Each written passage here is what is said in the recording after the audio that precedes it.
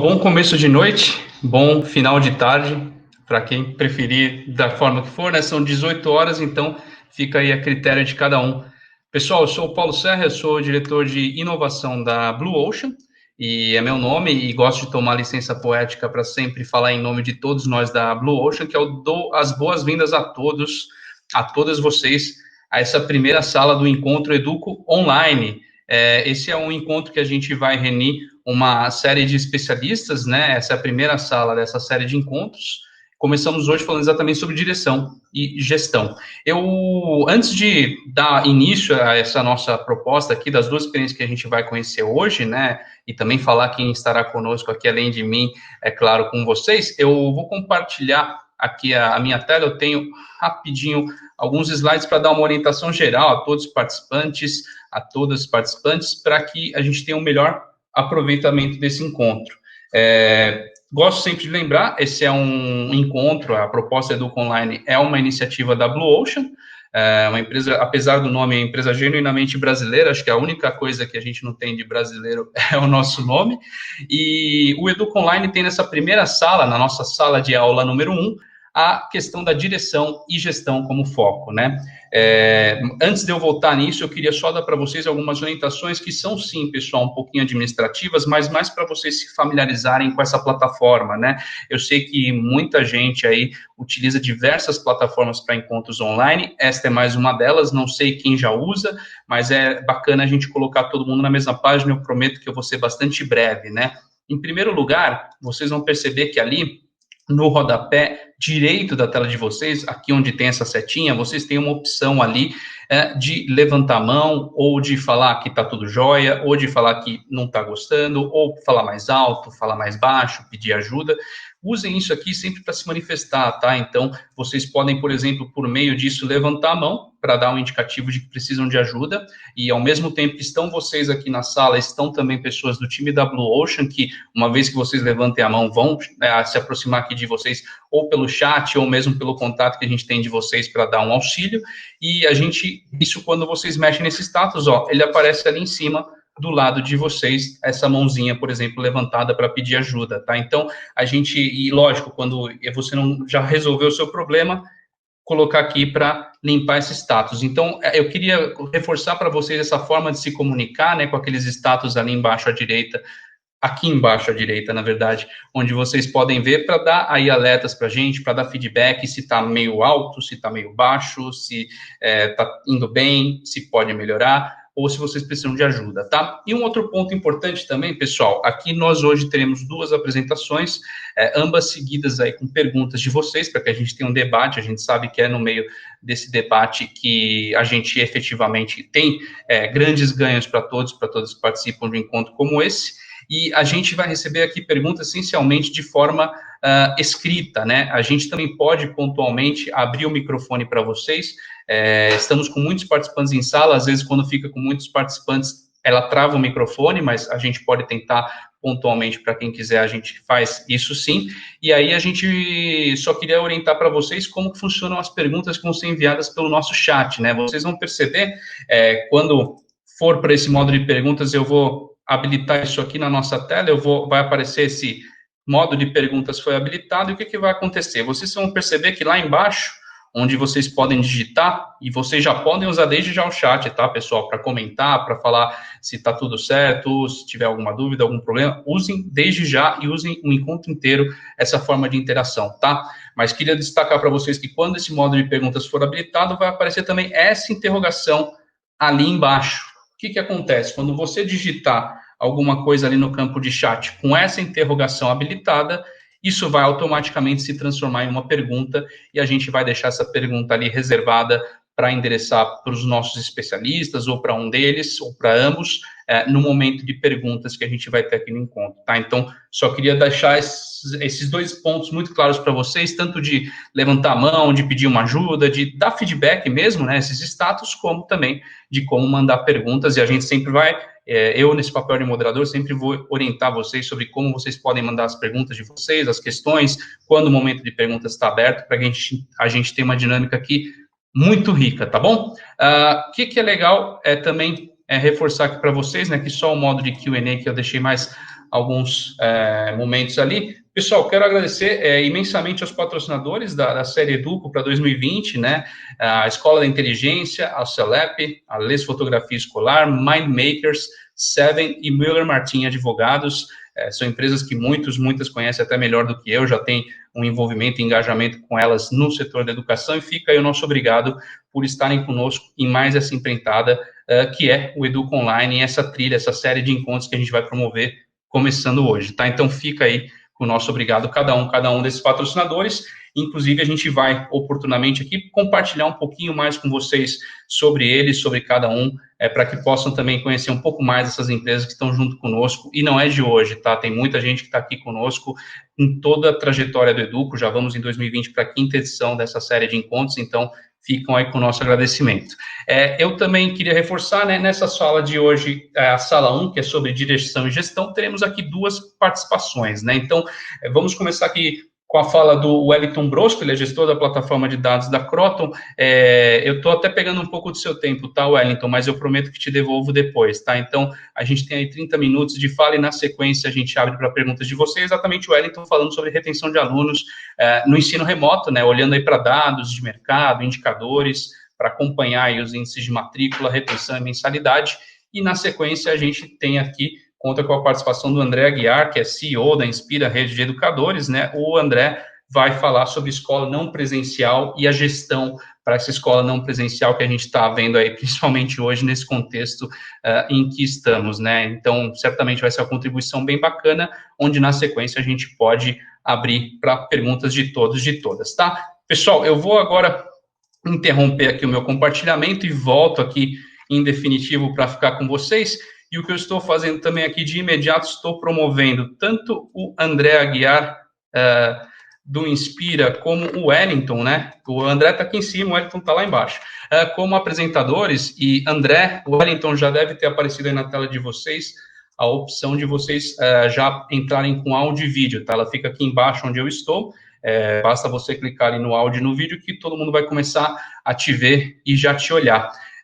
A te ver e já te ouvir também, tá? Então, eu sei que tem sempre um delayzinho, tá? Não é à toa que eu estou falando aqui ainda, eu sei que sempre a gente tem um pouco de delay. Já está o Wellington aí conosco. Wellington, tudo bem? Tudo ótimo, Paulo. Maravilha, te ouvimos muito bem. Olha, o André já está aí conosco também. Olá, André, como é que está? Tudo bem? Paulo, tudo ótimo. Boa noite, Wellington. Boa noite a todos. Boa noite. Boa noite, pessoal.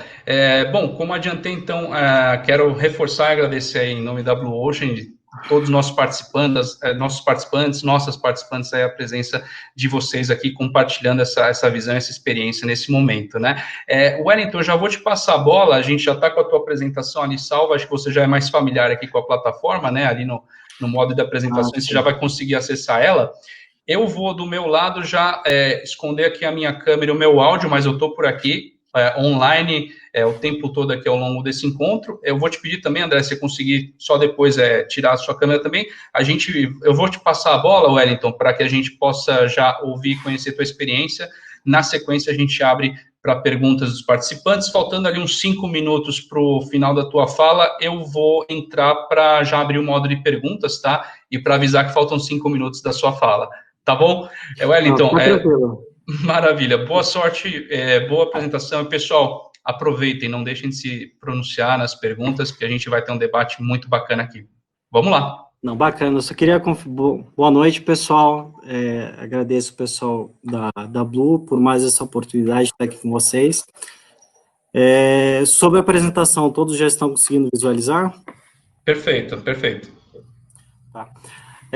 Aqui esse tema de retenção de alunos no ensino remoto é o nosso dia a dia aqui na COG, na Croton, tanto para a parte de educação superior como educação básica. E o principal foco que a gente tem para trabalhar nesses dados aqui de retenção de alunos é o uso dos dados como um dos pilares estratégicos para foco do cliente, né? Então, hoje, todas as nossas ações de retenção, de fidelização de alunos, são baseadas em dados. Então, Aqui eu vou compartilhar com vocês um pouco dessa experiência, como que funciona essa estruturação desses dados para a gente conseguir ter essas intervenções de retenção de alunos. Os meus slides eu costumo não ter muito detalhe, muita escrita. Aqui, como é um material que vai ser compartilhado com todos, eu coloquei bastante exemplos, bastante links, né? Então, depois é um material que vocês vão poder entrar em mais detalhes, voltar, tirar alguma dúvida. Fiquem à vontade de depois encaminhar essas dúvidas ali diretamente para mim ou para o próprio pessoal do evento, que eles vão me direcionar. Aqui, por que a gente está nessa fase? Por que isso é a experiência do cliente, né? Por que agora? A parte do CX, né, ele não é um termo novo, mas é o principal item e das capabilities da transformação digital.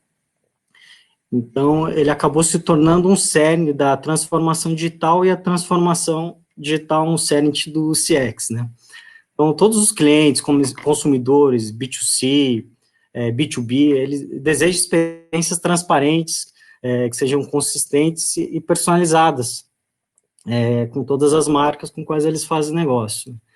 Então, tendo um grande estímulo aí das empresas que vieram nativamente digitais, quando a gente pega exemplos de iFood, Uber, né, que cria essa expectativa de engajamento personalizado, e é a principal base da experiência com o cliente, né? Então, esse é um momento que a gente vive, esse precisa ser o foco, é esse a expectativa do cliente que a gente tem contato. E aqui a mudança geracional nas expectativas do cliente, né? Então, a cada geração, desde os boomers, geração X, Millennium, Y, Z, agora já tem a Alpha, né? Todas essas novas gerações, a gente pode pegar um exemplo aqui da Millennium, geração Z, que é de 80 até 2010, né? Eles possuem um imenso poder de compra, têm expectativas de compras maiores, só que essas gerações, elas não apreciam muito anúncios, poluições promocionais, e eles se afastam dessas marcas que não são personalizadas, né, que não facilitam o dia a dia, e não adicionam valor às suas vidas ou estilos de vida. Então, cabe ao time de marketing, né, trabalhar com cada uma dessas gerações, dado que cada uma tem uma visão específica do que é a experiência do cliente. Então, aqui começa a criar essa complexidade. E quais são esses principais desafios do Customer Experience que os profissionais de marketing enfrentam, né? Vou passar aqui. Então, basicamente, aqui, a gente tem uma alta expectativa crescente desses clientes, né? Então, cada vez essas empresas nativas digitais, elas aumentam a expectativa desses clientes, consequentemente, isso é transferido para a gente. A transição da promoção de preços e produtos e serviços, né, agora passa a ser experiências, a gente está nesse momento de transição. Eu peguei aqui alguns números para vocês. Então, 86% dos clientes gastam mais para ter uma experiência melhor. Isso daqui é tudo, depois eu passo as fontes das pesquisas. 32% abandonam uma marca de que gostam após uma única experiência ruim, e 75% têm maiores chances de comprar de fornecedores de serviços que reconhecem pelo nome. Então, é uma mudança de comportamento, uma mudança do público consumidor, e os clientes estão cada vez mais focados na experiência como um fator decisório ao fazer uma compra, né? Então, esse é a grande preocupação, o nosso grande foco. Então, o que a gente adotou como um planejamento estratégico. Aqui, toda grande estratégia de marketing, cada campanha que a gente faz, a gente precisa ter uma estratégia de dados por trás. Isso virou prática, isso é o nosso dia a dia aqui. E aqui a gente fez até essa simulação daqui da pirâmide de Maslow adaptada para a experiência do cliente, né? Então, como vocês podem ver ali, tem um momento de transição até a parte onde que ele passa a entrar no pico da pirâmide, que é a parte de fidelização desse cliente, né? Então, quando a gente olha para uma experiência do cliente, a gente tem que olhar a experiência, o ciclo todo. Normalmente, quando a gente implanta alguma estratégia de acompanhamento, de CSAT, de NPS, a gente fica muito olhando as interações e as satisfações e fica naquele ciclo vicioso e acaba acompanhando sempre a última interação daquele cliente com a empresa. E a gente acaba ficando com uma visão meio engessada quando a gente olha por esse ponto de vista. Quando a gente vai para essas primeiras necessidades, passa esse obstáculo ali da satisfação para abertura de um relacionamento, de confiança e, por fim, a fidelização desse aluno, a gente passa a olhar o ciclo inteiro, desde a experiência ruim às experiências boas, como que é a evolução desse aluno e como que está a experiência deles com a gente, e não apenas as últimas interações, como a gente acompanha e fica em cima do NPS, né? Então, é uma mudança, a gente precisa, é uma visão mais complexa, a gente precisa fazer mais análises e não apenas o status atual. Aqui a parte do CX, ao longo do ciclo de vida do aluno, esse ponto que eu comentei. E quando a gente está falando do ciclo de vida, a gente começa a partir por uma visão 360 do aluno. Então, desde o seu momento de aquisição, a gente, antes mesmo de virar aluno, ele já está passando por uma experiência, né? Desde a segmentação de campanhas, até a parte de crescimento e expansão e a retenção e a fidelização daquele cliente. Então, aqui a gente começa a ter uma visão 360 graus do cliente, desde a parte de canal que ele atua, o produto que ele utiliza, o formato que ele utiliza. Então, a gente começa a conseguir identificar padrões, segmentações de padrões de consumo, e isso a gente consegue ser mais preciso em intervenções de fidelização, intervenções de ofertas e estruturação de campanhas inteligentes. Então, quando a gente fala de uma visão 360 do aluno, a gente, desde as informações mais básicas cadastrais, até quais são os relacionamentos, quais as mídias sociais, suas preferências, suas matérias, onde tem mais sinergia, quando tem maior facilidade de aprendizado, tudo isso é mapeado e atrelado àquele aluno.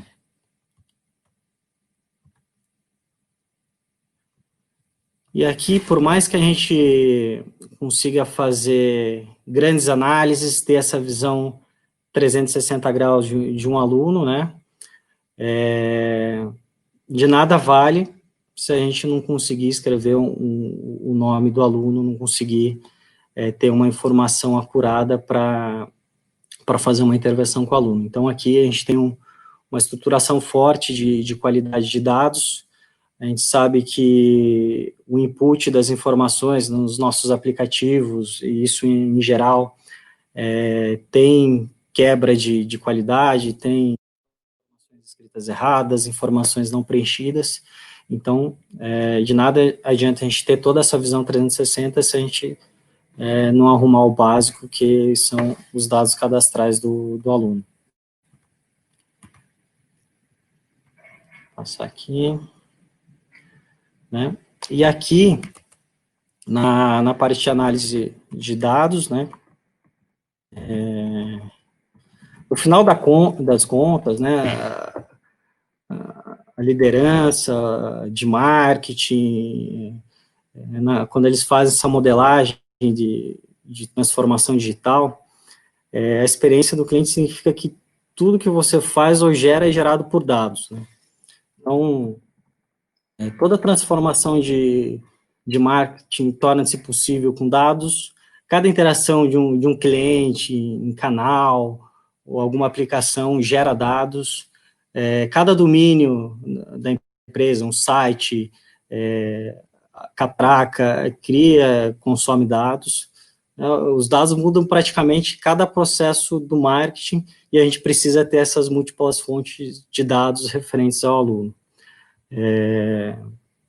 Aqui eu separei, basicamente, eu vejo como duas grandes vertentes, né,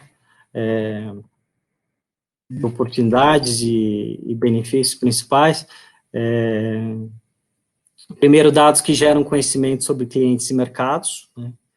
Então, esse é um principal fator. Quando você tem um melhor conhecimento do cliente, do mercado, é possível que você faça essa previsão de mudanças de comportamentos, mudanças repentinas, né? Você consegue prever um resultado e descobrir qual o melhor potencial daquele cliente, se possibilita a personalização na experiência do aluno, basicamente em todos os canais que você utiliza com ele. E dados que otimizam processos e atividades de marketing. Aqui a gente está falando um pouquinho mais de eficiência operacional. Basicamente, ele te ajuda a descobrir o que funciona e o que não funciona, de forma que você consiga otimizar os gastos, melhorar o desempenho, aumentar a conversão, expandir campanhas. Basicamente, toda a parte de eficiência operacional. Então, são duas grandes vertentes de dados, né? A que propriamente gera o conhecimento do cliente, e é que você consegue fazer essas otimizações.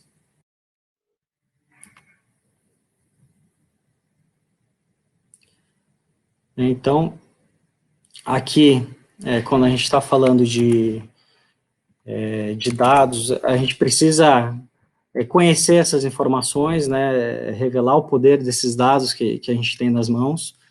E isso daqui é basicamente o ponto de início ali do time de marketing, né?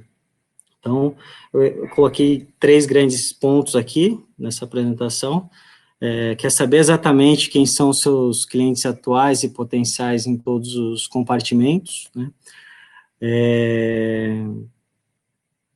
A geração de insights por inteligência artificial e machine learning. Esse daqui tem sido o nosso principal desafio aqui, utilizar a inteligência computacional para aprimoração e segmentação. E a questão da parte de inteligência de campanhas personalizadas,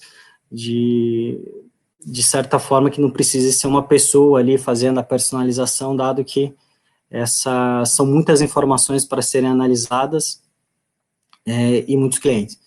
Então, essa automação de segmentação utilizando o poder computacional viabiliza essas operações, né? Sem isso seria inviável. Então, não basta só ter os dados, tem que ter essa inteligência por trás também.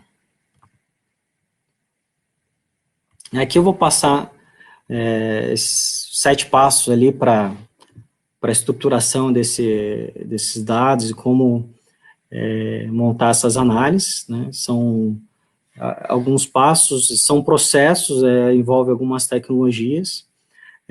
Esse processo é agnóstico a qualquer tipo de tecnologia, basta ela atender aqueles requisitos. Acredito que uma estrutura hoje de cloud, como a gente tem ferramentas como serviços, sejam custos acessíveis a todos. Então, aqui, o primeiro passo de tudo é obter uma visão 360 graus do aluno, saber quem é o aluno, o que ele faz, todas as informações possíveis.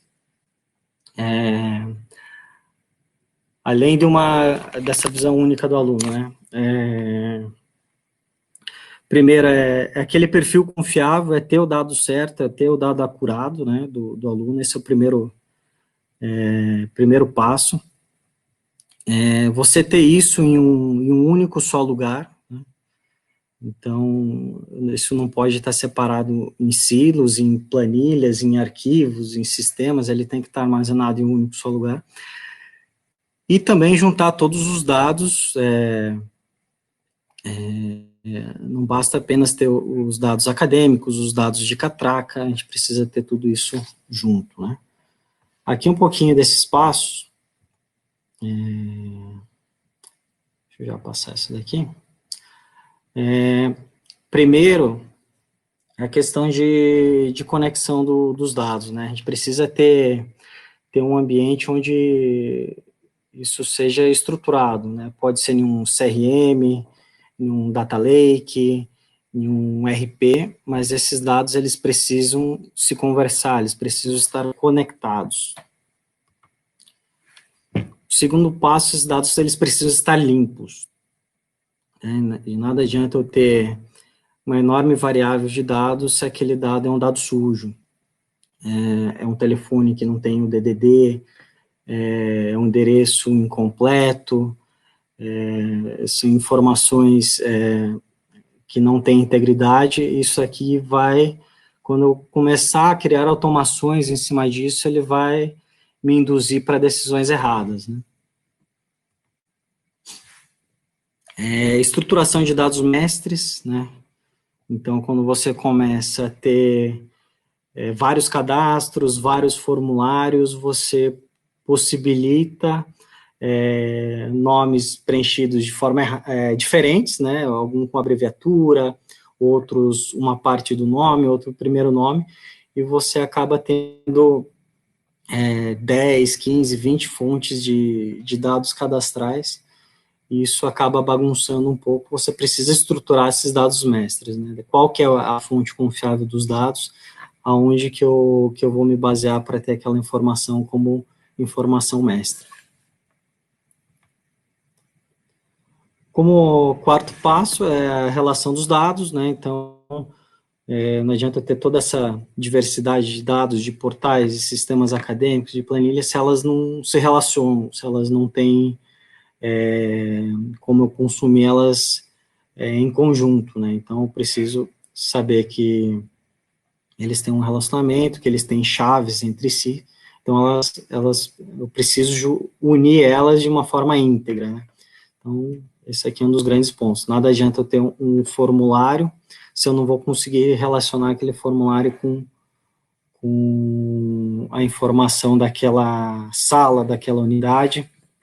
Um exemplo clássico aqui é eu fazer uma pesquisa que eu não consigo identificar qual curso específico, qual que é a turma, ou qual que é o público-alvo específico. Eu preciso ter esse nível de granularidade. A aprimoração dos dados, né, que é eu começar a modelar esses dados, começar a preparar eles para o consumo. Então, aqui eu começo a estruturar visões, né, então eu tenho visões de interações com alunos, visões financeiras,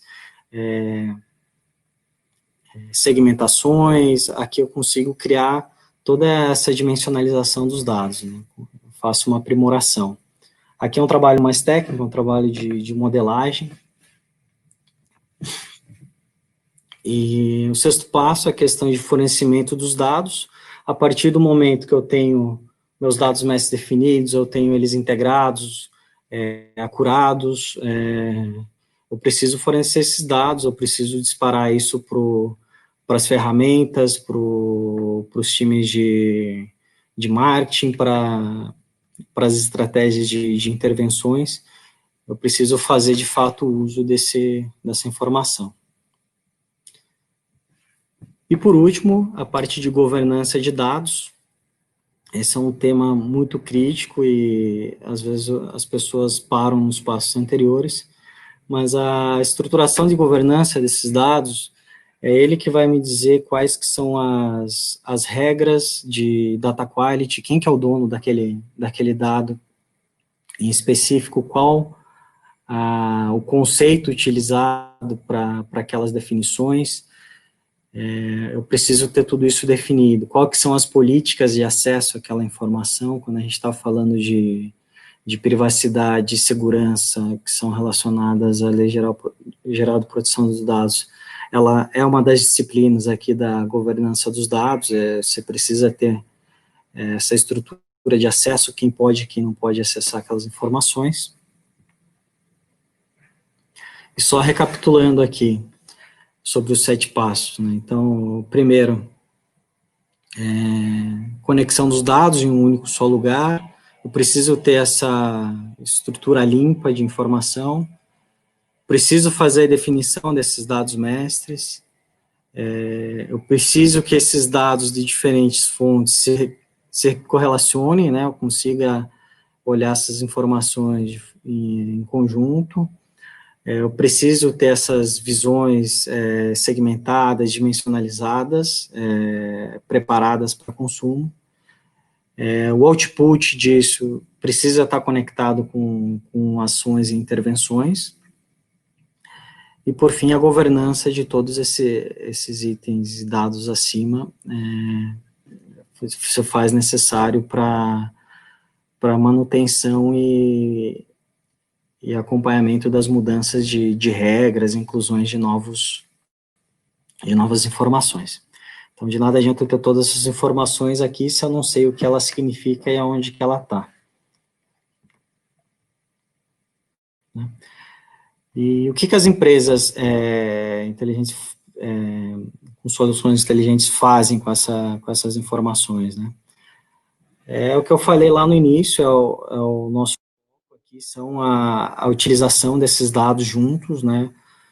Utilização de poder computacional para fazer essas segmentações, compreender esse cliente de forma escalada, onde a gente consiga olhar para todos os detalhes e identificar alguns padrões que propriamente e humanamente não seriam possíveis, e a tecnologia vem para ajudar a gente nesse ponto.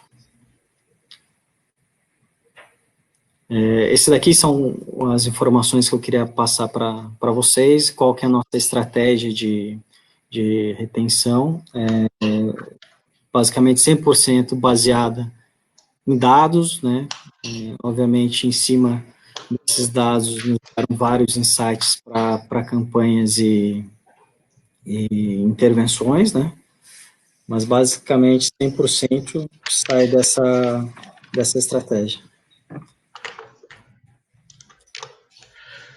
Muito bom, Wellington. Não sei se eu entrei na hora certa aqui já, você ia encerrar ainda algum ponto? Agora. Legal, então eu vou te estender nossas palmas aí digitais pela tua contribuição. Eu queria só abrir, pessoal, vou abrir já o nosso modo aqui de perguntas, né? Então, o que acontece agora, vocês vão perceber que ali no chat, ali embaixo, vocês têm um ponto de interrogação, onde vocês podem fazer perguntas a qualquer momento. Basta, na hora que vocês escreverem ali o seu texto, clicar nessa interrogação, que já entra aqui para a gente com uma pergunta, a gente já pode direcionar para o Wellington. Mas eu queria lembrar, né, Wellington, é muito bacana quando a gente olha para dados, porque dados, eles nos dão informação, e a informação nos dá conhecimento, né? E é muito importante, principalmente em um momento como que a gente tem agora, a gente usar os dados para tirar essa subjetividade na tomada de decisão, nas impressões, para acabar com aquele negócio do eu acho, eu sinto, eu penso, que nessa hora, infelizmente, a gente acha, sente, pensa muita coisa, mas não ajuda a resolver o desafio, né, que é realmente olhar para esse cenário do ensino, né, até acho que talvez eu tenha começado aqui nosso encontro muito rápido, não falei do porquê que a gente está aqui, né, que é exatamente olhar para os desafios das escolas nesse cenário que a gente está vendo remoto, né, online, seja do ponto pedagógico, seja do ponto de gestão. Acho que esse é o grande objetivo, e hoje, olhando para a direção e gestão, começando com a contribuição do Wellington. Enquanto a gente vai vendo aqui perguntas que estão na medida que o pessoal vai enviando, eu tinha algumas provocações, eu queria olhar assim contigo, por exemplo, nessa parte da experiência do aluno, né, como é que vocês têm acompanhado a experiência, você falou a experiência do cliente, eu estou interpretando a experiência do aluno, né? Sim. Nesse cenário, assim, de distanciamento, né? Porque o que a gente percebe muitas vezes e eu estou, como muitos, além dos que estão aqui, das que estão aqui, eu estou em grupos de pais, e todas as escolas lidam com os grupos de pais, né? E a gente vê os grupos ali dos pais falando, essa aula não está funcionando, ou de repente tinha um filho no inglês, aí tirou do inglês, porque, puxa, o inglês não está funcionando muito bem ao online, vou só deixar na escola. Como que você está vendo que a experiência do aluno pode ser medida, pode ser acompanhada num cenário de distanciamento como esse? Hoje, um pouco mais que o cenário principal, essa estratégia orientada a dados, ela se potencializa. Então, muitos dados que a gente não conseguia capturar no físico, na unidade, hoje a gente tem esses dados em mãos, porque 100% está sendo digital. Então, a gente consegue saber em tempo real se o aluno entrou na sala ou não, quanto tempo ele ficou disponível, se ele saiu antes, se ele chegou depois. Nas avaliações online, a gente consegue ver quanto tempo ele faz em cada questão, se ele tem alguma dificuldade. A gente tem uma plataforma de conteúdo adaptativo, que é basicamente você faz uma avaliação e ele com base no resultado, ele te indica alguns itens para estudar, e você vai refinando seu conhecimento, vai nivelando. Isso a gente começa, todas essas variáveis, né, a gente começa a medir o nível de engajamento desse aluno, e a gente consegue saber se ele com alguns históricos, né, se aquele comportamento é um comportamento de um aluno que vai conseguir ser aprovado, que não vai ser aprovado, qual que é a média de nota, e tem um nível de assertividade muito bom, né, hoje a gente consegue ter uma assertividade de engajamento ali acima de 80%. Legal. E tem, vamos dizer assim, óbvio, a gente não está fazendo propagandas, mas olhando para ferramentas, né, algumas coisas que você tem visto aí para reunir esses dados, para acompanhar, que você sente que são mais interessantes para as escolas, que algo que você recomendaria, se não nominalmente uma plataforma, pelo menos assim, por onde você deve começar, né? Que tipos, vamos dizer assim, não numa empresa, mas que tipos de ferramentas você precisa ter para acompanhar, por exemplo, indicadores como esse que você trouxe, né? Sim, hoje a gente utiliza muitas plataformas em cloud, né, então, hoje isso facilitou muito as pequenas, médias, grandes empresas, porque antigamente esses ambientes analíticos eram feitos só para grandes empresas, né, então, 15 anos atrás eu só tinha essa estrutura quando eu ia fazer um atendimento na Vivo, na Claro, no Itaú, eram só esses ambientes que tinham essas plataformas. Hoje, com o ambiente cloud, você consegue ter essas mesmas ferramentas, essa mesma estrutura, pagando proporcionalmente pelo uso, né? Então, esse custo, ele fica muito reduzido com a utilização de cloud, você paga quando utiliza. Hoje, a gente usa muito uma estrutura de data lake, que é um banco de dados, que ele não é uma ferramenta, data lake é um conceito, né? E hoje eu cito 3 grandes clouds que podem ajudar. Tem a Azure, que é da Microsoft, tem a Google, que é a GCP, a Google Cloud, e a Amazon AWS, né? As 3 atendem perfeitamente toda essa estrutura de visão 360, cada um com a sua particularidade, mas quando se fala em estruturar um data lake, as 3 têm ferramentas, mais de uma, inclusive, em cada uma delas, e grande parte desses acompanhamentos, né, além dos modelos estatísticos, a gente faz através de dashboards. Então, tem as ferramentas como Power BI, Tableau, ClickView, que são as ferramentas de acompanhamento de dashboard. Falando tecnicamente, são essas aí as principais do mercado. Legal, bacana. Aqui a gente usa todas, né? Isso, exatamente. Fernando, obrigado aí pela perfeita colocação. Agora eu vi ali no chat e vi nas perguntas, o Igor aqui está conosco, ele colocou indicadores de NPS, né, o Net Promotion Score, né, que são usados aí na leitura de dados do aluno, né. Lembrando aí, né, pessoal, eu sei, não sei se para todas as escolas é familiar o conceito, né, mas grosseiramente falando, o NPS ele te dá um indicativo de quem que poderia falar bem da sua escola e quem poderia falar não tão bem, né, Wellington? Você vai corrigir se eu estiver enganado, mas acho que um dos grandes objetivos é esse. E o Igor perguntou ali quais os indicadores de NPS que dá para usar na leitura de dados do aluno, né?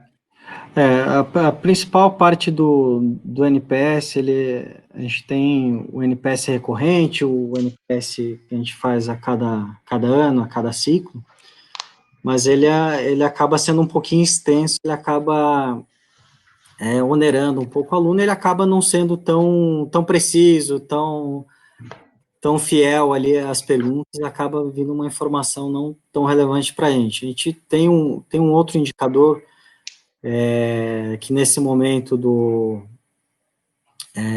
da parte digital tem ajudado bastante, que é o CSAT, que basicamente é aquela estruturação de 5 estrelas, assim como você usa o Uber lá, você faz aquela avaliação rápida, a gente captura essas avaliações durante a aula, durante a prova, então como é que foi essa aula, como é que foi esse curso, a gente vai pegando essas pequenas avaliações, a gente já consegue ver se tem alguma concentração específica na aula, às vezes é um dia que ele não estava bem, então a gente consegue separar isso conforme o comportamento da turma.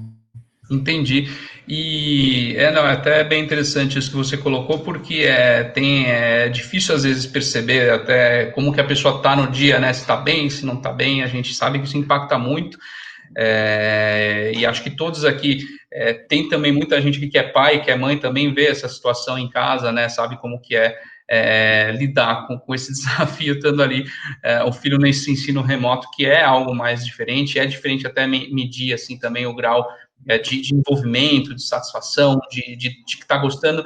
E para não falar demais, a minha pergunta para você é a seguinte: você acha que num cenário como esse, eu já vi que o André também tem uma pergunta ali, eu só queria amarrar nessa pergunta do NPS antes de passar a bola para a pergunta do André. Você acha, Wellington, que nesse cenário atual, né, as escolas fazerem mais, vamos dizer assim, avaliações do ponto de vista de satisfação, de serem bem transparentes nesse sentido, de falar como estão indo nas aulas, como os alunos, o que eles estão achando, o que pais estão achando? Você acha que esse é o caminho certo a seguir, ou você acha que isso pode mostrar uma fragilidade, talvez? O que você tem visto? Acho que a transparência, como o meu colega Igor aí da Blue comenta, é a maior malandragem que existe, né? Então, a partir do momento que você é transparente, você passa a se cobrar mais, né? Você não quer ser transparente de um problema, aquilo ali está explícito, então você vai fazer de tudo para corrigir o quanto antes aquilo ali. Então, essa transparência te dá a sensação de urgência, de correção daquilo ali, o quanto está impactando. Então, legal. Isso é bom para os dois lados, né? Tanto para os pais saberem as dificuldades que a escola está passando, que a unidade passa, às vezes não chega essas dificuldades até os pais ou até os alunos, essa transparência ajuda bastante. Acho que ela pode vir para somar, desde que bem usada. E um complemento sobre o NPS, essas informações, assim, não adianta eu só coletar essas informações se eu não estruturar as ações, né? Então não adianta eu só saber que a aula está ruim e ficar... ok. E aí é bacana até essa devolutiva, né? Quer dizer, de você perceber uma coisa, você tomar ação e mostrar que tomou ação, né? Você perceber que tomou ação em cima dessa devolutiva, né? Acho que isso é muito importante.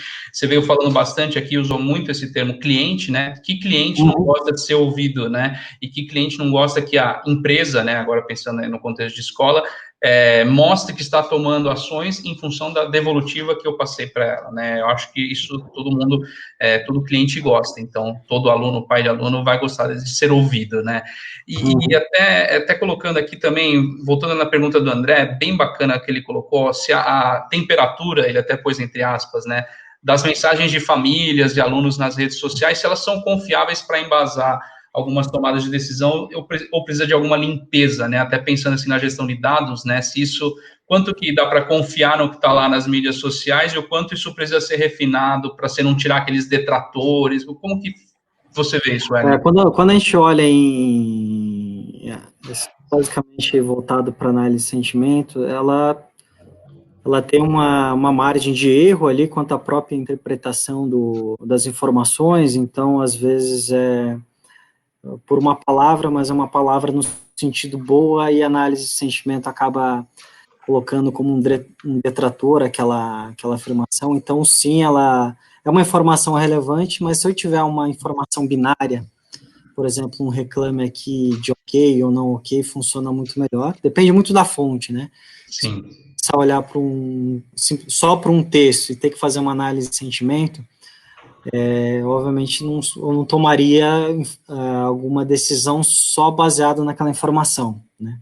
Obviamente, se tem algum ponto vermelho ali, um ponto de preocupação, ele precisa ser analisado, aí eu posso trabalhar com amostras e estruturar uma operação para entender melhor aquela situação.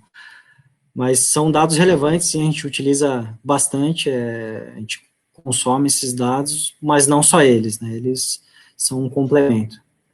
Legal, Wellington. Olha, eu sou um grande fã, assim, de quando a gente olha para dados com esse não é, a frase ficou feia, mas quando a gente olha com esse olhar que você trouxe agora, de utilizá-los para tomar a decisão, né, de realmente saber o que vale para a sua tomada de decisão, para as ações da escola. Eu sou um fã enorme disso, porque eu acredito muito no uso de dados de forma estratégica, e que isso assim, as tecnologias estão a nosso favor para isso, e o contexto atual é o que você começou falando, né? A gente não tem escolha a não ser utilizar a tecnologia como meio, né? Então, por que não utilizá-la exatamente para fomentar isso, né? E eu sou também, além de um fã disso, eu sou um escravo do tempo, tá? E eu tô vendo aqui que a gente está com o nosso tempo aqui de debate já está encerrado, mas eu não vou deixar de atender uma pergunta que a Fernanda Comissafa, desculpe se eu pronunciei errado, tá, Fernanda? Ela mandou aqui para a gente sobre quais argumentos a gente pode usar com a família que não concorda com o ensino à distância, principalmente nos grupos de alunos mais novos, né, a fim de manter a matrícula desse aluno, né? Se você tem se deparado assim com argumentações que as escolas têm tratado nesse momento especial para, vamos dizer, reforçar esse ensino à distância para aqueles que não concordam, né, para tentando manter o aluno na escola. O que você pode compartilhar? E já adiantando aí, dando spoiler para o pessoal, essa é a última pergunta que eu vou te direcionar pelo nosso tempo, mas, claro, se quiserem mandar perguntas aqui para o Wellington, vou manter aqui o canal de perguntas aberto, então fica aí à disposição, mas queria ouvir teu comentário antes de dar sequência com a fala do André. Vamos lá? Não, ótimo. Essa parte aqui, infelizmente, não é uma decisão nossa, né, ir para essa linha de ensino remoto.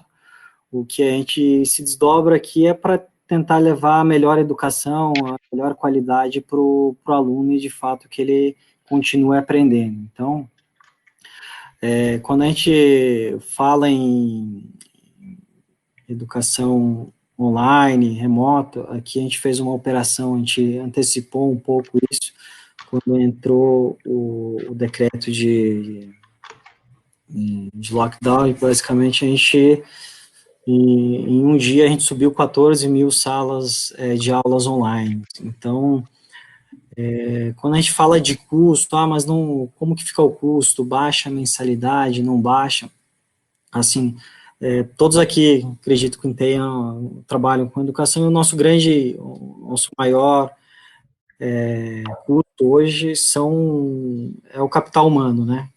Então, esses professores, eles continuam ativos, eles continuam dando suas aulas,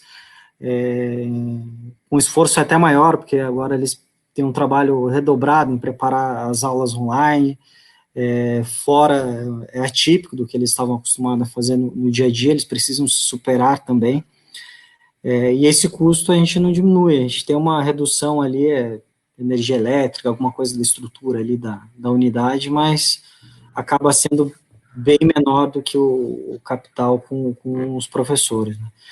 E o principal ponto que a gente segue ali é a continuação do aprendizado, né? A gente vai fazer o máximo para continuar tendo a capacidade de levar essa educação com a melhor qualidade. Então, esse é isso que a gente acredita, né? Isso que a gente repassa para os nossos alunos, para os nossos clientes. Tem funcionado muito bem as aulas online, a gente vê que o pessoal aumentou o engajamento nas plataformas, até mesmo quem era 100% EAD, talvez por não ter mais aquele fluxo de movimentação de um lugar para o outro, eles têm mais tempo livre, então eles conseguem estar mais ativos nas plataformas.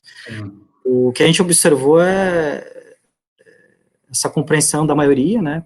Ninguém quer parar de estudar, ninguém quer perder um ano, ninguém quer perder um ciclo, e a gente está seguindo nessa linha. Até então tem funcionado muito bem. Obviamente a gente já prevê algum aumento de inadimplência, né? Isso a gente teve uma crise recentemente em 2015 que a gente também teve essa movimentação, teve aumento de inadimplência, a gente acredita que vai seguir o mesmo rumo, mas acredito que o impacto seja menor. Tá. Torcemos por isso, né? Até um ponto que você colocou, né? Professores falando que estão trabalhando em dobro, na verdade, em dobro, modo de dizer, estão trabalhando muito mais, né? Para montar as aulas, preparar, até o foco, né? Quer dizer, não fazer chamada, às vezes fazer uma chamada tinha aquele tempo, a transferir para o aluno fazia chamada, então, quer dizer, é uma dinâmica mais intensa e eu transbordo isso para todo mundo, eu acho que todo mundo fala que está trabalhando mais do que antes nesse cenário atual, né? Acho que quem está trabalhando menos é que talvez no offline já não estava, talvez, trabalhando tanto, não sei. Quem não trabalhava no offline, no online... Agora, não é padrão, não é referência, mas acho que online eu vejo todo mundo falar, estou trabalhando muito mais, e posso dizer para você que eu também. Wellington, quero te agradecer pela tua contribuição, meu cara. A gente já passou até um pouquinho dos minutos que a gente tinha previsto, mas acho que foi por uma boa causa. O André vai nos entender, eu não tenho dúvida disso. Eu reforço, né, pessoal, tiverem perguntas para ele, então podem mandar aqui, a gente vai tentar endereçar ainda aqui, se não, aqui eu direciono para você na sequência, Wellington, para que possa fazer uma aproximação. Eu vou ficar por aqui com colegas. Prestigiar a apresentação de vocês também. Legal, combinado. Wellington, te agradeço. Eu vou pedir para o André Aguiar, se ele puder já abrir a câmera e o áudio dele. Enquanto isso, Wellington, se puder fechar a tua câmera e teu áudio, que a gente já passa a palavra para o André. Ele já está aqui conosco, aqui online. André, desculpa passar um pouquinho dos minutos, tá? Eu só não estou te ouvindo ainda. Agora já te escuto, legal. Ok, perfeito, te ouço bem. Eu vou te passar a palavra, né? Então a ideia aqui, acho que falar um pouquinho sobre a gestão nesse momento, né? Remoto, online, né? À distância. E vou também esconder aqui meu áudio, meu vídeo. Te passo a bola e, pessoal, já vou deixar desde já o Q&A aqui, a nossa parte de perguntas e respostas aberto. Eu só peço esperarem um pouquinho o André molhar o bico, porque senão, de repente, você pergunta alguma coisa que ele vai falar, né? Então, deixa ele começar e a gente já pode começar a mandar as perguntas e a gente faz um debate aqui ao final, tá? André, eu vou te passar agora a palavra. Boa sorte.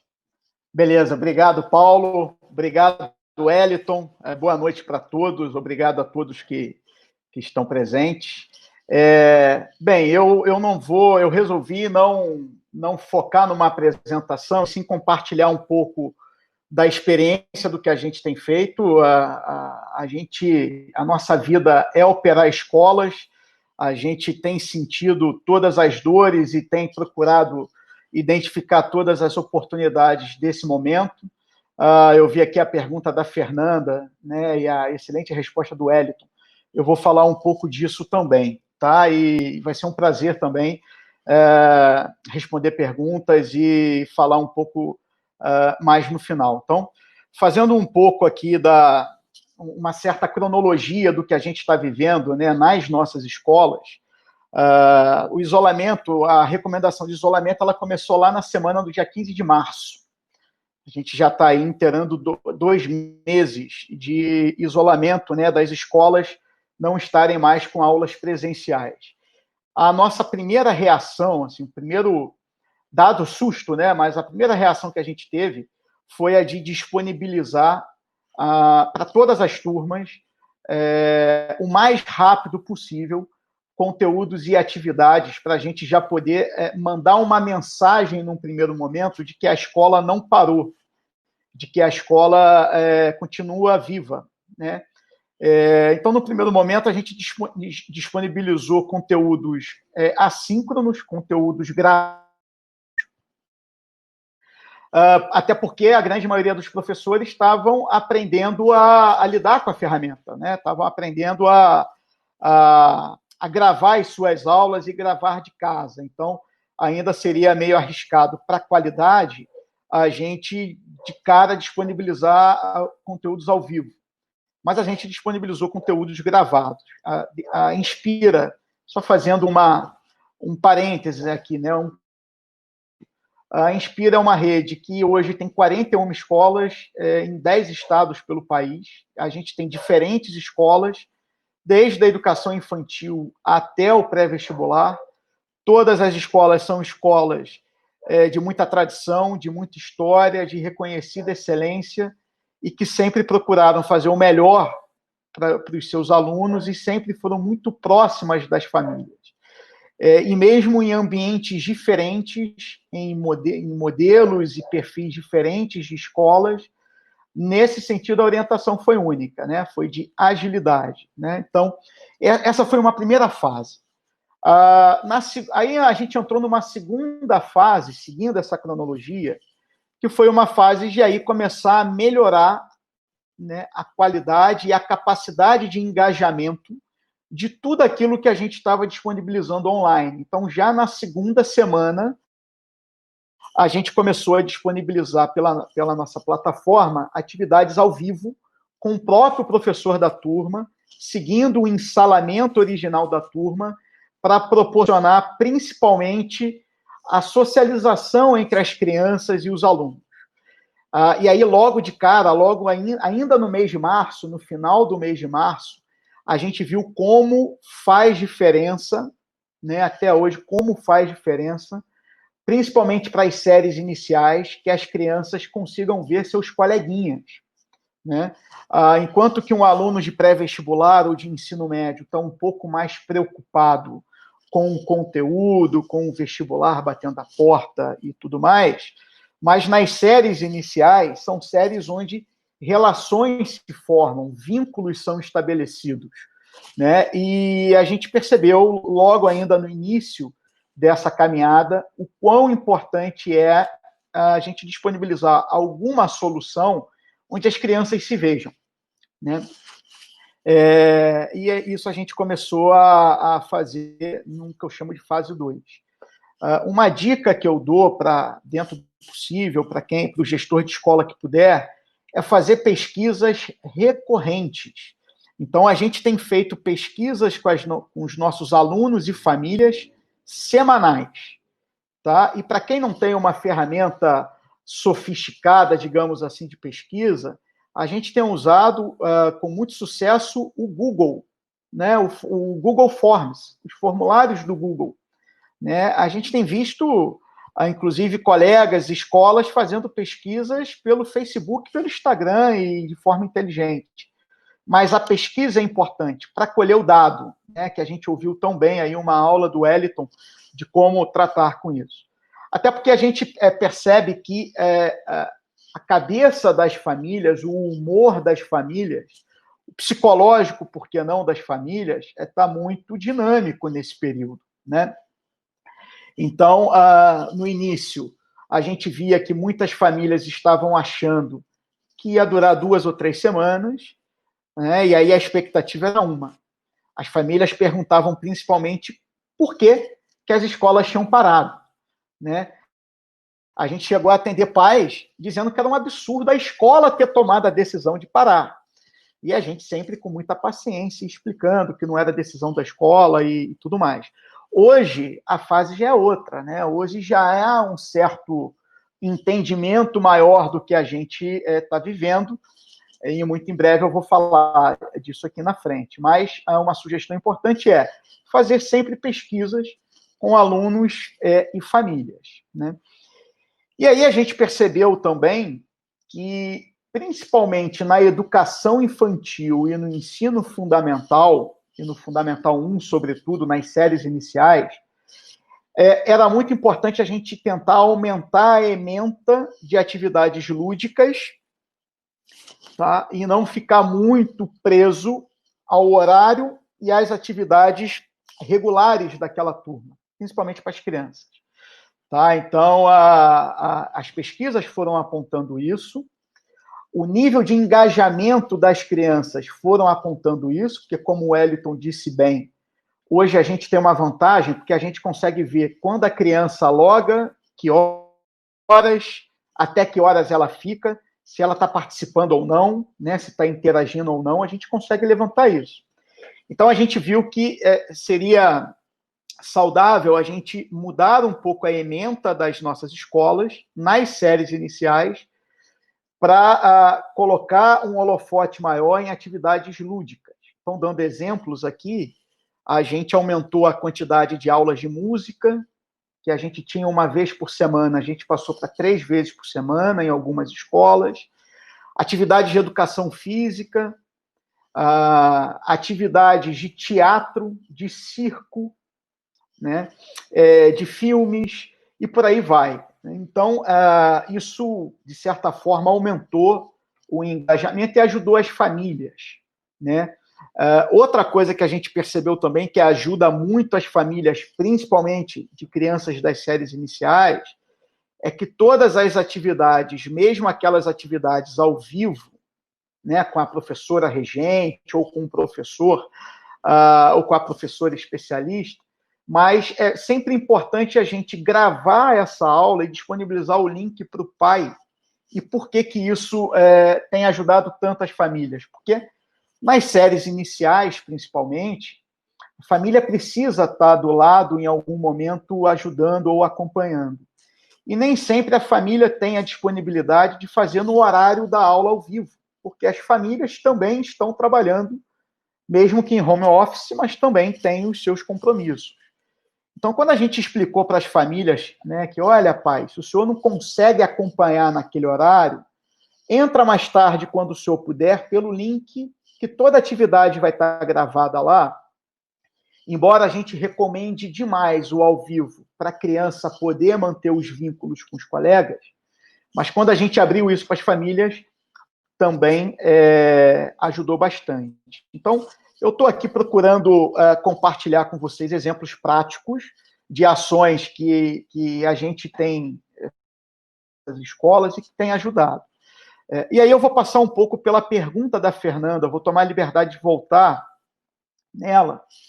Ela perguntou sobre, né, quais argumentos a gente pode dar para pais e famílias, principalmente das séries iniciais, né, onde o desafio de engajamento da criança é muito maior, onde a temperatura com os pais é muito maior, né, e isso até é muito fácil de se explicar, né, a gente que tem escolas, né, que dirige escolas aí há tanto tempo, né, eu faço gestão de escola há mais de 20 anos, a gente sabe que uma família, quando contrata uma escola de educação infantil, em geral, ela tem 2 expectativas, né? Uma primeira expectativa é aquela natural de qualquer família quando contrata uma escola, que é o serviço de educação escolar, né?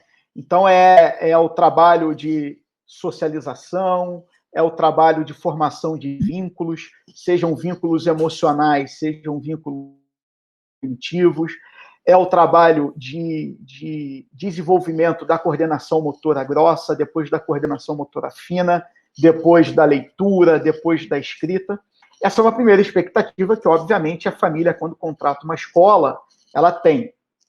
Mas existe uma segunda expectativa também, que principalmente na sociedade atual, as famílias têm, e que é muito correto que tenham, né? Que é a expectativa de ter um local seguro, com pessoas experientes e vocacionadas, para poder manter o teu filho, de preferência até o dia inteiro. Por isso que a demanda do horário integral na educação infantil tem crescido tanto, né? Porque a família sabe que o teu filho está muito bem assistido, muito bem cuidado, num local seguro ao longo do dia inteiro, para a família poder trabalhar. Hoje em dia, pai, mãe, os avós, todos estão trabalhando, né? Esse segundo serviço, ou essa segunda expectativa, as famílias não estão tendo atendidas agora, não tem o que fazer, né? Então, quando a gente aumenta as atividades lúdicas e atividades que prendem a criança na frente da tela, a gente reconhece que é uma forma que a gente tem de ajudar as famílias nessa segunda expectativa ou nessa segunda necessidade. Tá?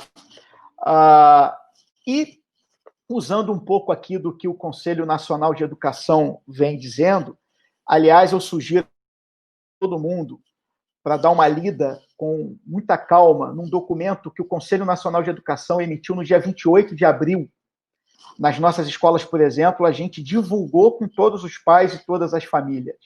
E esse documento, ele é muito pacificador nesse aspecto, porque é o Conselho Nacional de Educação, que é o órgão máximo para doutrina do ensino básico, digamos assim, para como fazer o ensino básico.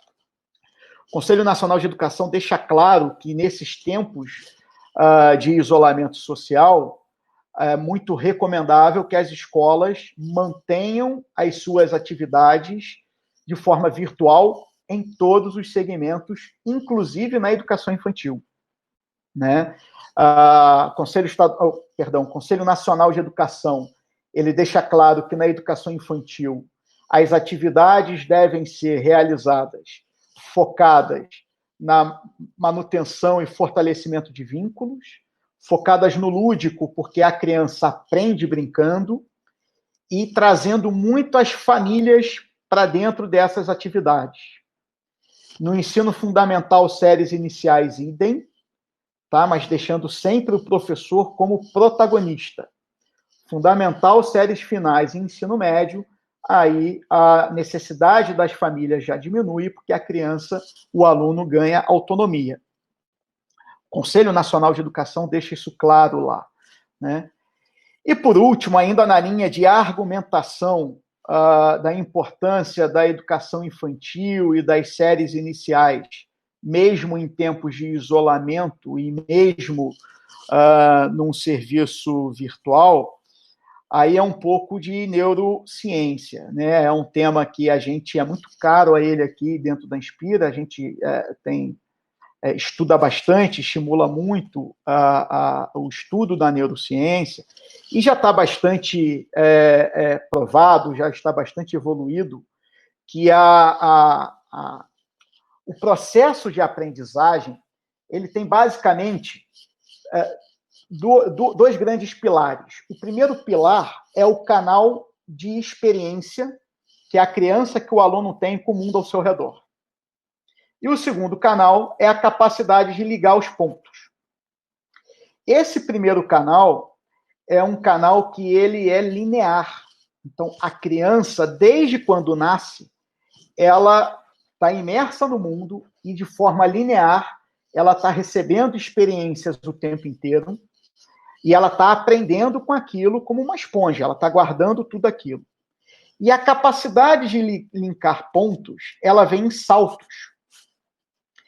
Quando essa primeira via, que é a via de entrada de experiências, né, ela é interrompida, um grande salto cognitivo, ele tende a ser interrompido e atrasado também.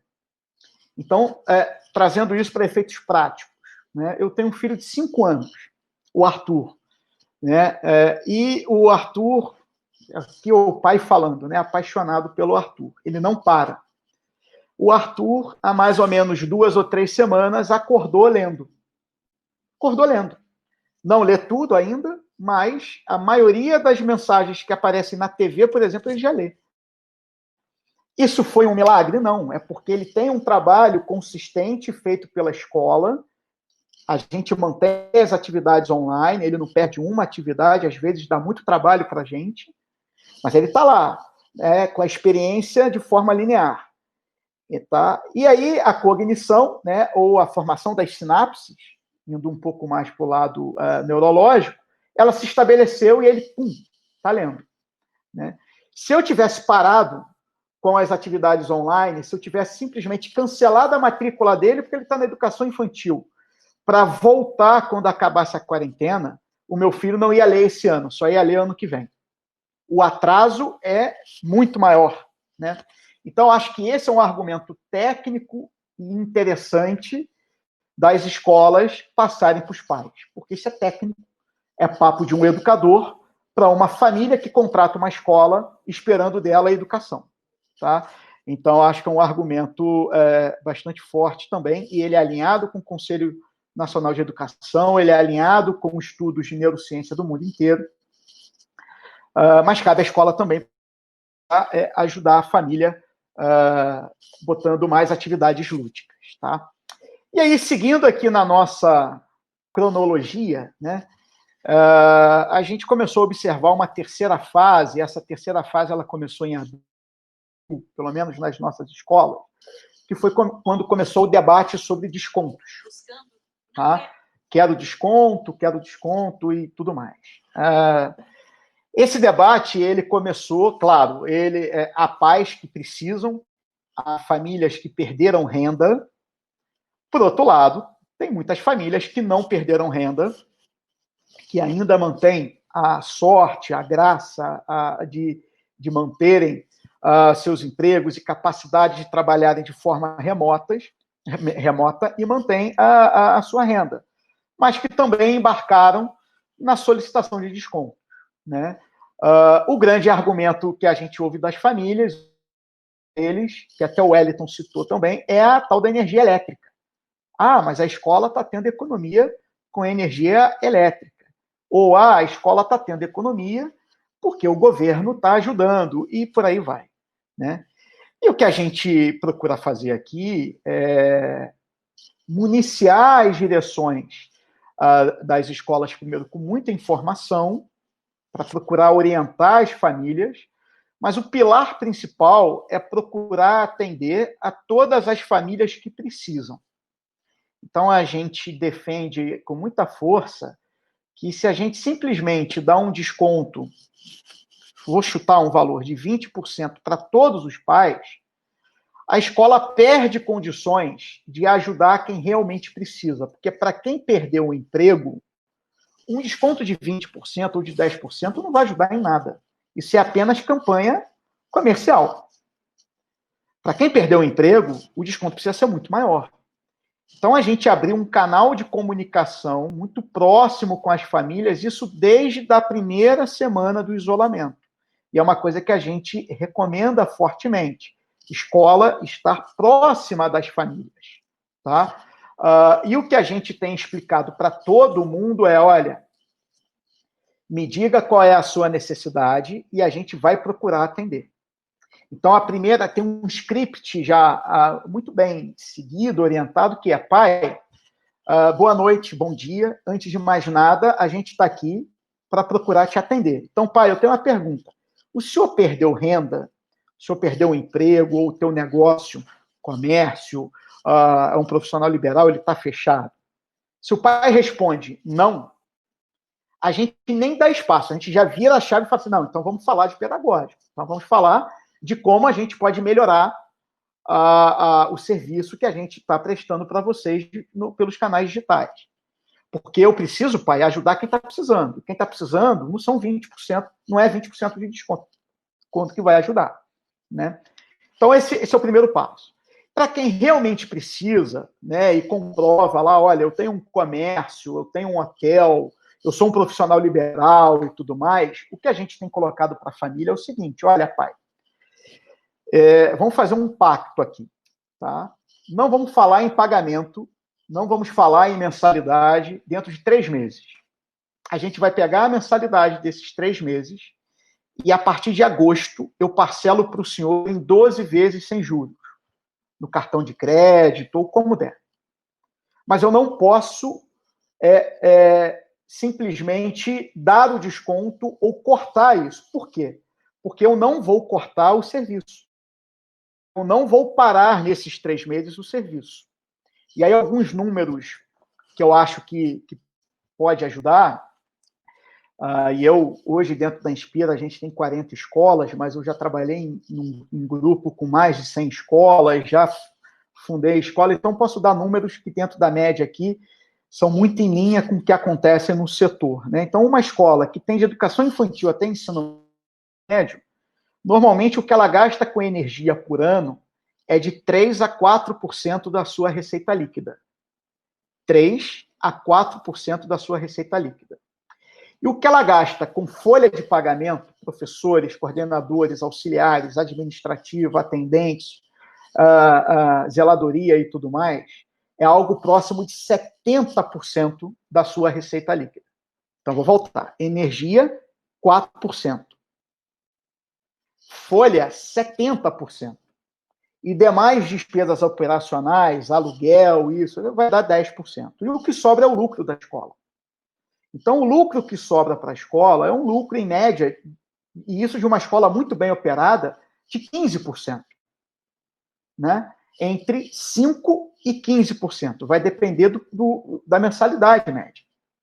Tá? Onde 70%, repito, é folha de pagamento, 4% é energia. E o que sobra de lucro, 15%. A inadimplência do setor, e aí o Wellington falou muito bem, vai passar de 15%. A inadimplência das escolas nesse ano de 2020 vai ser maior do que 15%, mesmo depois das negociações, lá de fim de ano. Algumas vai ser menor, algumas vai ser maior. Então, não sobra espaço para as escolas darem desconto. O que é para as escolas ajudarem quem realmente precisa, principalmente postergando o pagamento, para poder ajudá-los, para não ter um cancelamento, para poder manter aquela família dentro da escola. Tá? E aí, nesse tema 3, eu estou chamando aqui de tema 3, que são as discussões sobre descontos, a gente começou a ver alguns agentes públicos, né, ligados ao governo e tudo mais, não sei se com boa intenção ou com vontade de aparecer, né, a gente não sabe o que motiva as pessoas, não dá para julgar, mas a gente viu algumas bem nas esferas públicas. Então, num primeiro momento, o legislativo tentou atuar, né? Então, a gente viu em assembleias legislativas de vários estados e até no Senado uma discussão de projeto de lei obrigando escolas a concederem de 30% a 50% de desconto.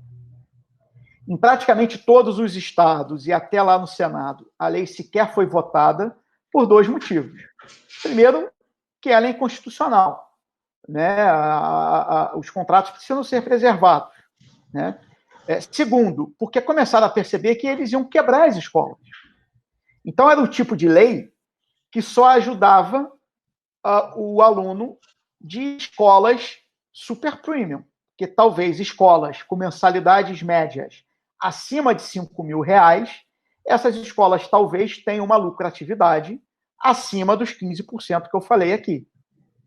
Então, a obrigação de dar desconto só manteria de pé as escolas das famílias que menos precisam, enquanto que as escolas dos alunos de classe média, de classe C, possuem uma lucratividade mais baixa e que, se dessem descontos, elas simplesmente quebrariam.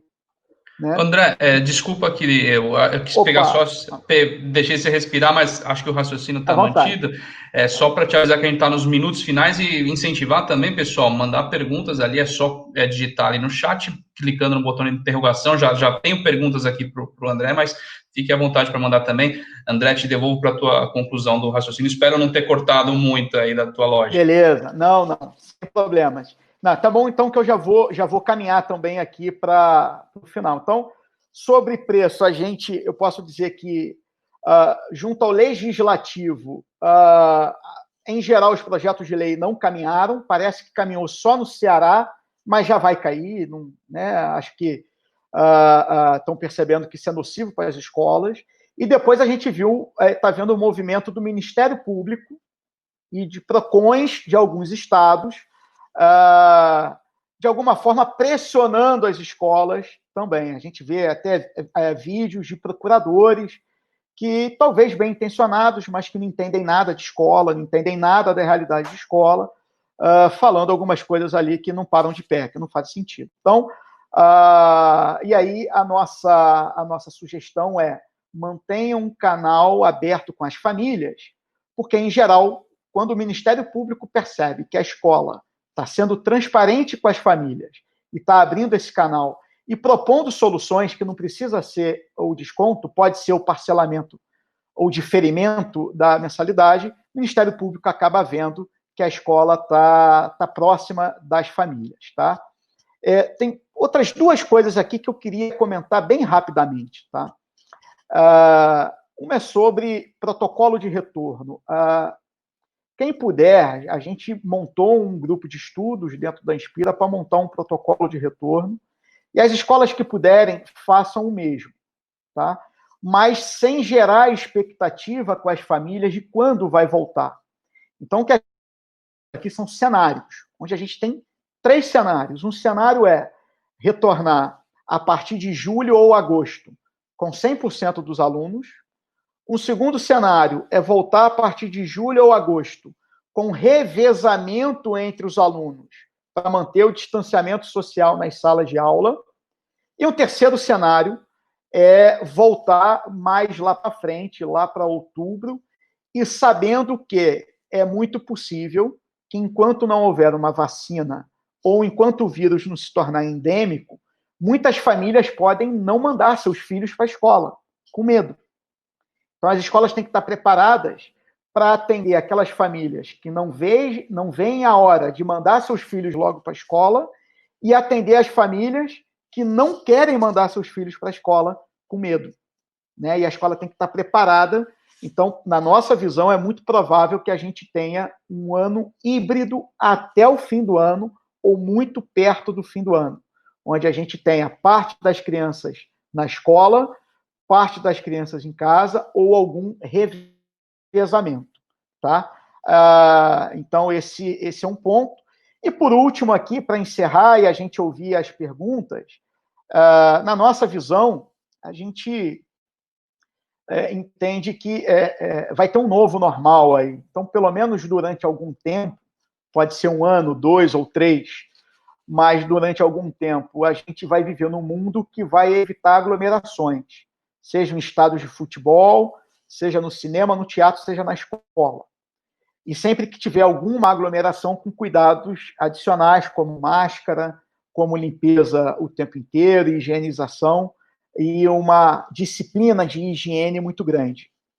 Então, a gente entende que a gente vai viver algum tempo assim, mas, por outro lado, a gente vai sair com algumas grandes vantagens. A primeira delas é as famílias estão vendo como os professores são vocacionados. E como os filhos, às vezes, dão trabalho na escola. Que é normal. A gente atende pais aqui que falam, mas meu filho não para na frente da câmera. E a gente fala, pai, não liga não, na escola é igualzinho, ele também não para. É assim, é teu filho, e que bom, é assim. Né? Então, a gente entende que a gente vai sair dessa fase com as famílias valorizando muito mais o professor.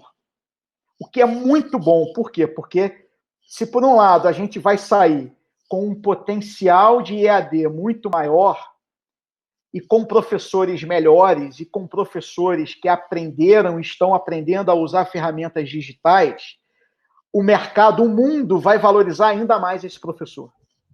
Né? Então, a gente valoriza muito o time de professores que a gente tem e é algo que a gente sugere para todas as escolas. E, na nossa visão, por último aqui, educação vai ser um tema que vai estar no dia a dia das famílias, agora não só mais das crianças, mas da família inteira, porque a gente nunca teve tanto pai, tanta mãe, tanto avô e tanta avó estudando. Alguns estudando para estudarem com seus filhos, outros estudando para passar o tempo, outros estudando para se formar melhor na carreira. Então, o tema educação vai ser um tema muito mais importante para as famílias do mundo inteiro quando a gente sair dessa fase. Acho que é isso. Bom, vamos André. para as perguntas, Paulo? Vamos, sem dúvida. Venceu as nossas... Tentei Não, foi muito bom. consolidar aqui, mas... Não, consolidou bem e a forma como você organizou os pensamentos. Só estou vendo aqui as postagens do pessoal, perguntas, comentários. Estou, inclusive, falando em postar, estou colocando agora, pessoal, aqui um link para vocês e vou deixar ele em destaque aqui em cima do chat para ninguém depois falar que não viu, que perdeu. Acho que já está ali no topo, vamos ver. Fixou? Fixou, legal. E o intuito inclusive, uma biblioteca que a gente montou e está aqui, vamos dizer assim, limitada para aqueles e aquelas que estão aqui, esse link, né, que fala sobre artigos ligados à gestão do tempo, produtividade, captação de alunos, marketing, salários de professores, então, alguns assuntos bem interessantes. Acho que o André trouxe bem, né, muita gente estudando nesse momento, tem mais coisa aí para estudar também, sem dúvida, e alguns materiais bem qualificados, bem diferenciados, que vocês vão gostar bastante. A gente já tem algumas perguntas, né, André, para atender aqui no modo de perguntas e respostas. Eu vou começar, na verdade, até de baixo para cima, eu não vou seguir essa ordem, mas é que já é logo de agora de uma coisa que você comentou, né? A Tati perguntou como participar do grupo de estudos. Se puder falar um pouquinho mais? Tá, legal, Tati, obrigado pelo interesse. A gente pode depois, aí, o Paulo, se você puder, a gente pode disponibilizar um e-mail de contato, tá? E aí, se você puder botar, depois disponibilizar para todo mundo, mas eu te mando depois um e-mail para a gente convidar as escolas a participarem, tá? Legal, tá na lição de casa aqui. Tá ótimo, beleza. Vai ser um prazer. Eu acho que, assim, hoje a gente tem escolas de Porto Alegre, Curitiba, do Nordeste, de Belém a Manaus participando, né, desse grupo, dando informações, extraindo informações, então está enriquecendo bastante, até para a gente criar protocolos, como eu falei, para cenários diferentes, porque uma coisa é fato, a gente não vai ter todos os estados voltando ao presencial ao mesmo tempo. Alguns estados vão voltar na frente, outros vão voltar depois, né? Então, vai ser muito bem-vindo isso. A gente é um país continental, né? Então, é só olhar para a Europa como eles estão fazendo e a gente sabe que vai ser a mesma coisa aqui, né? Então, ótima a sua visão aqui. A Fernanda tinha, quando você estava falando, inclusive, sobre descontos e tudo mais, ela colocou o que você acha sobre período de desconto em forma de abaixo-assinado, né? Em forma de turma, de grupo, como gerenciar isso, né? Acho que você acabou abordando um pouco esse assunto quando você falou no começo ali, principalmente dos casos ali dos pais que, de repente, não necessariamente precisariam desse desconto e tudo mais, mas queria ver, assim, para essa ideia de quando eles formam um grupo, assim, uma turma, você teve isso aí, como que você conseguiu gerenciar? Olha, eu costumo dizer, eu já enfrentei diversos abaixos-assinados ao longo da vida, então isso não é por causa agora da pandemia, tá? Isso é o modus operandi normal dos pais e em tempos de WhatsApp ainda mais. O que a gente costuma sempre fazer é, primeiro, normalmente, quando você tem um abaixo-assinado, você tem aquele pai ou aqueles poucos pais que estão mais inflamados e até para conseguir ganhar voz no teu pleito, eles tentam convencer pais a aderirem ao teu pleito. Mas muitas vezes existem também aqueles pais que estão mais alinhados com a escola, estão mais da escola e que, em geral, falam mais baixo, né? Então, uma coisa que a gente sempre sugere é procure identificar esses pais amigos da escola, tenta trazê-los para uma conversa individual e fale, pai, eu não posso, numa reunião com 40 pais, falar assim, olha, eu dei o desconto para o João porque ele perdeu o emprego, mas eu não vou dar para o Paulo porque o Paulo mantém o emprego dele em dia. Eu não posso falar isso, né, num grupo com 40 pessoas. Mas então tenta explicar isso para os pais. Tenta explicar para os pais que a gente vai atender individualmente cada um por uma questão de ética. Mas para poder ajudar quem mais precisa, não vai ter como ser a mesma solução para todo mundo, porque senão vira promoção. Eu vou aproveitar a pandemia para fazer uma promoção mais agressiva do que o meu concorrente para trazer aluno. A gente não vai fazer isso aqui, né? Então, é um pouco do que a gente orienta e procura fazer, tá? É claro que a gente sempre recebe, né?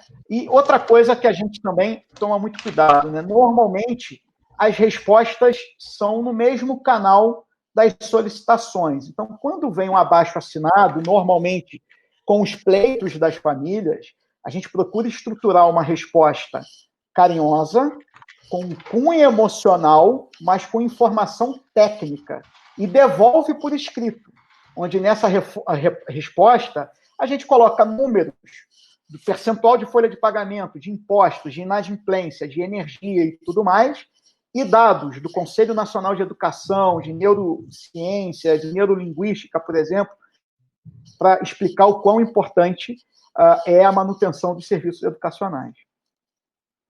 Legal. Eu ia comentar um pouco em cima disso, mas só para a gente aproveitar os nossos minutos, eu já vou passar aqui para a pergunta do Eduardo. Ele falou com relação aos alunos de horário integral, né? Como que as escolas estão se comportando? O que você consegue compartilhar aqui, André? Boa pergunta, porque essa é a pergunta indefensável, né? Então, normalmente, as escolas que têm horário integral cobram a parte ou dentro da mensalidade, por exemplo, pela alimentação das crianças. Então, nas nossas escolas, por exemplo, esse desconto a gente está dando. Não tem como cobrar pela alimentação das crianças, elas estão se alimentando em casa. Quando a alimentação é cobrada dentro da mensalidade, aí sim a gente dá um desconto linear na mensalidade, mas explicando para as famílias, olha, esse desconto de 10% é correspondente ao valor da alimentação, e a gente explica o racional para a família, né? E agora, sobre as atividades do integral, a gente está mantendo. Então, quando eu falei aqui, por exemplo, de atividade lúdica, atividade com mais esportes, ou atividades bilíngues, né? A gente tem o programa bilíngue nas nossas escolas, isso a gente está mantendo. Então, muitas vezes, você tem uma aula de teatro, música e educação física em português, e no integral, a mesma atividade em inglês, né? Com toda a interação em inglês. Então, as atividades a gente está mantendo. Legal, até pensando nessa parte de atividades, né, indo com um dos temas que você inclusive terminou aqui a sua fala, você falou que a gente deve passar, pelo menos esse ano aí, com um cenário talvez híbrido, né, quando a gente falar da retomada, né, de pais que, aquilo que até parafraseando um pouco você, que não vem a hora de que o filho volte para a escola, e outros que vão ter medo de mandar o filho para a escola. Isso, você pode desenvolver um pouquinho mais? Vocês já começaram a estudar como seria isso? Quer dizer, porque se for uma manutenção do momento atual, você ia meio que dobrar a jornada de alguns professores, né, que está dando presencial e depois dando essas aulas. Seria meio que filmar o presencial, sem querer ser muito pedagógico, né, acho que o olhar é mais gestão, mas acho que é uma pergunta que fica aí para gestores, para diretores, né, como seria esse híbrido aí, se vocês já pensaram um pouquinho nisso, que você pode compartilhar. Não, a pergunta é boa, e até aproveitando a deixa que você colocou, o que todo gestor escolar tem que botar na cabeça, e assim, eu acho que já faz um excelente trabalho nesse sentido, é que o nosso produto é um produto educacional. Então, a conversa com os pais tem que ser uma conversa técnica. Então, você não pode chegar para o pai e falar, pai, você tem que ficar na educação infantil, porque a professora acolhe ele tão bem, ele é tão amado aqui dentro. Não é essa a conversa. A conversa é, olha, como é que acontece o processo de desenvolvimento das sinapses nervosas de uma criança de 5 anos de idade. É assim, ó. Entendeu? Então, o pai respeita muito quando ele ouve uma resposta técnica, né? Isso, a experiência nos mostra isso fortemente, né? Então, aí voltando ao teu ponto, né, desse híbrido, a primeira coisa é pesquisa. Então, é muito importante a gente já começar a identificar agora, em cada turma, o percentual de pais que está com medo e o percentual de pais que quer mandar logo seus filhos. Se a gente tem uma turma onde 100% quer mandar logo seus filhos, o planejamento é um planejamento para o revezamento. Olha, a primeira semana... Aí vai depender, né, na verdade, mas se a gente tiver escolas com menos espaço físico, numa primeira semana um grupo de alunos está na escola, na outra semana outro grupo em casa. Na outra semana reveza. Tá? Esse é um primeiro caminho. Um segundo caminho, e aí é o caminho mais desejável, é procurar liberar salas maiores. Então, por exemplo, uma turma de ensino médio, a gente consegue dar aula numa árvore, num ginásio, que é o que a Dinamarca está fazendo. A Dinamarca ela está dando aula nos bosques, porque as escolas da Dinamarca, todas elas têm bosques. No Brasil, não, mas algumas têm. Então, quando você pega uma turma de ensino médio e manda ela para fora da sala de aula, você libera salas maiores para os pequenos.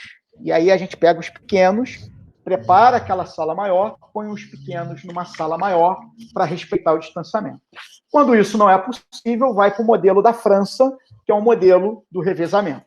Tá? Quando a gente percebe que a gente tem uma turma onde quase metade dos pais está na categoria do medo e que não quer mandar teu filho, não precisa nem de tanta solução operacional, porque naturalmente os alunos que vão para a escola já é um percentual reduzido, então o distanciamento dentro da sala de aula já vai poder ser mantido. Tá? Mas não há necessidade hoje de dobrar, né, a carga dos professores, até porque muitas vezes não tem espaço físico nas escolas para isso. Né? Então, mesmo que a gente quisesse dobrar a carga de todo mundo para dividir as turmas, não tem sala suficiente. Né? Então, esse é um caminho que a gente não consegue fazer. Legal. A gente está nos minutos finais, na verdade, até passamos um pouquinho, uns minutinhos do nosso plano principal, inicial, né? Acho que por uma boa causa aqui, sem dúvida alguma. Mas para não dizer que não falei das flores, eu queria aqui ouvir de você, André, uma questão. Você começou falando que no primeiro momento vocês tiveram uma postura de disponibilizar alguns conteúdos exatamente para mostrar que a escola não parou. Né? E eu acredito que de lá para cá isso ficou claro para pais, claro para alunos, mas que em algum momento a gente teve aquela, vamos dizer, uma barrigada, assim, né? Em que, tá, como vai ser? Isso, certamente, você falou aqui, vocês têm mais de, acho, 41 escolas, né? Isso certamente não foi igual de escola para escola. Onde que você percebe que quem conseguiu manter, né, esse engajamento maior, quem conseguiu, as escolas que falaram, não paramos, isso se manteve realmente ativo, e você percebe essa diferença, o que você sentiu que elas fizeram de diferente de outras e pode trazer um pouquinho para a gente? E eu estou vendo que a gente está sem mais perguntas aqui no módulo IPR, eu encerro esse nosso momento, essa nossa sala de aula com essa tua resposta. Vamos lá. Tá bom. Essa pergunta é muito boa pelo seguinte, a gente vê uma diferença grande de estado para estado. Então, a gente tem 10 escolas no estado do Pará. O estado do Pará é um estado que está sofrendo demais agora com o crescimento muito grande do número de casos e a saúde começando a entrar em colapso. E as escolas do estado do Pará foram as escolas que começaram com mais pique, começaram muito bem. Mas agora a gente tomou a decisão de antecipar as férias de julho. Por quê? Porque a gente percebeu que o pique ele não diminuiu por causa do time, mas por causa da situação externa. Então, essa sensibilidade eu acho fundamental que o gestor tenha, de lembrar que os professores, as pessoas que trabalham nas escolas, mesmo trabalhando de casa, são seres humanos. E elas começam a ver que as pessoas amadas, queridas, estão doentes, o psicológico não fica, né, no lugar. E aí a sugestão é, não deixem para antecipar férias antes da hora. Espera o momento da barrigada e antecipa as férias para esse momento. Foi o que a gente procurou fazer. Então, a gente não começou dando férias para nenhuma escola do grupo, porque a gente sabia que, em algum momento, os professores, que são meio super-heróis, mas são pessoas de carne e osso, então, em algum momento, iam ficar cansados. E as famílias também. As famílias estão ficando muito cansadas. Né? Então, eu diria aqui que o principal... Estou respondendo a tua pergunta de uma forma diferente, né? Mas o principal aqui é os gestores ficarem atentos e quando perceber que famílias e professores estão ficando cansados, usar da antecipação das férias para essa finalidade é bastante desejável. Porque quando volta, mesmo no EAD, volta com um gás muito grande. E aqui, como uma última consideração que eu acho muito compartilhar, é não tomar decisões com base em apostas. Né? Quem lá em março apostou que ia voltar em abril, se deu mal. Quem apostou que voltaria em maio, se deu mal. Não apostem que vai voltar em junho, ou não apostem que vai voltar em julho. Procurem planejar as suas soluções e o teu diálogo com as famílias com base na seguinte premissa: pai, aluno e professor, minha comunidade escolar como um todo. O mundo que temos hoje é esse. Então, vamos fazer o melhor possível nesse mundo, né? Porque qualquer aposta ela pode ser frustrada e aí isso compromete qualquer planejamento, né? Legal, você fechou aqui com uma dica, né? Então, não tomar decisão com base em apostas, né? Fazer o melhor aí desse momento, olhando, ó, esse é o nosso mundo, essa é a nossa realidade, esse é o novo normal, ou é o normal de agora, como se costuma dizer. Isso é uma dica. A outra é essa, dar férias no momento certo. Agora, para quem não deu, né? Para quem não aproveitou aquela barrigada para isso, olhar para esse momento certo.